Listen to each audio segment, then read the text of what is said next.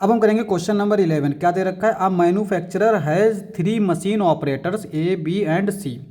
The first operator A produced 1% defective item, whereas the other 2 operators B and C produced 5% and 7% defective item respectively. A is on the job for 50% of time, B is on the job of 30% of time, C is on the job of 40% of time.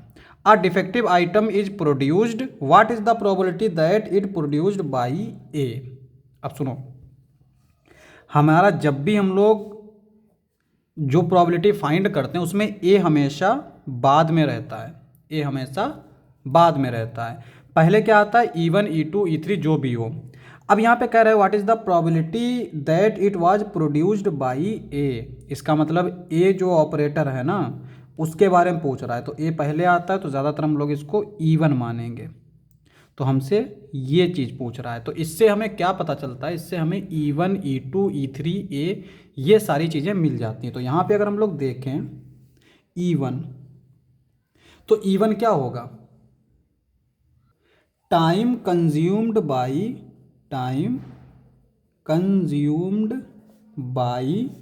Machine ए।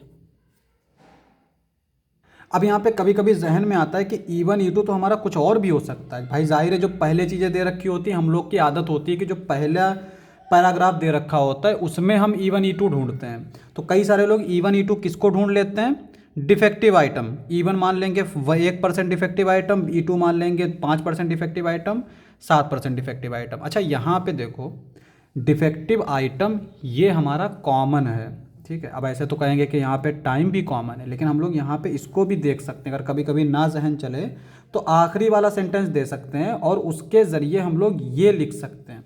और जब हम ये लिख लेंगे तो हमें पता चल जाएगी कि कॉमन क्या है। तो यहाँ पे हम देख सकते हैं आ डिफेक्टिव आइटम इज प्रोड्यूस्ड, यानी डिफेक्टिव आइटम प्रोड्यूस हो चुका है। तो इसका मतलब ए जो है वो हमारा डिफेक्टिव आइटम होगा।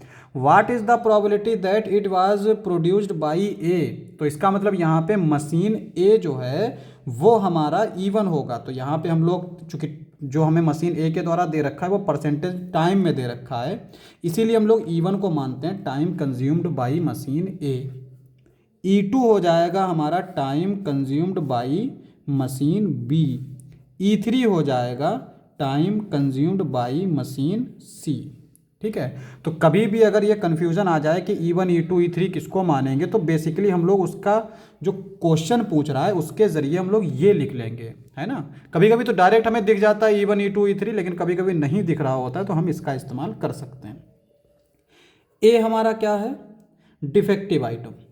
Defective item. तो PE1 क्या आएगा? टाइम कंज्यूम्ड बाय मशीन ए, तो PE1 आएगा 50%। 50% को अगर हम प्रोबेबिलिटी में लिखेंगे तो 50/100। PE2 क्या आएगा? 30/100। PE3 क्या आएगा? ये आएगा 20/100। सही है। अब हमें निकालना है PA/E1, यानी defective item produced by E1। ठीक है। तो यहाँ पे क्या दे रखा है? 1% डिफेक्टिव आइटम ए प्रोड्यूस करता है, तो इसका मतलब ये आएगा 1/100। PA/E2 ये आएगा हमारा 5/100। PA/E3 ये आएगा 7%। ठीक है। अब यहाँ पे हम लोग इसको फाइंड करेंगे।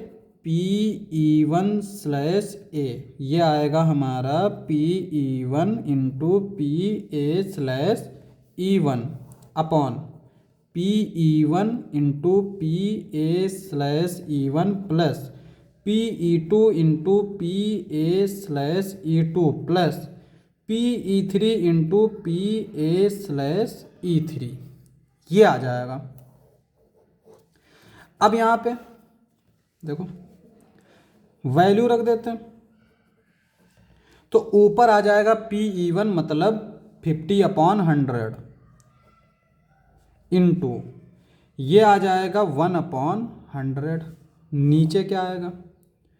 50/100 into 1/100 plus 30/100 into 5/100 plus 20/100 into 7/100। ठीक है, तो ये क्या आएगा हमारा, नीचे 100 इंटू 100 100 सब कैंसिल हो जाएगा, ये सब इसके साथ।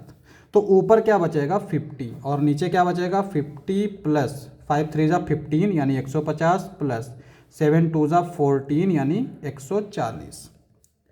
50 अपॉन सबको ऐड कर दो तो 0 0 0 यानी 0 ही आएगा। 4 प्लस 5 9, 9 प्लस 5 14 का 4 आएगा, 1 बचेगा, 1 प्लस 1 यानी 340, कैंसिल कर दो। ये आएगा 5/34/A। ठीक है, तो ये हमारी प्रोबेबिलिटी हो जाएगी और यही हमारा आंसर हो जाएगा।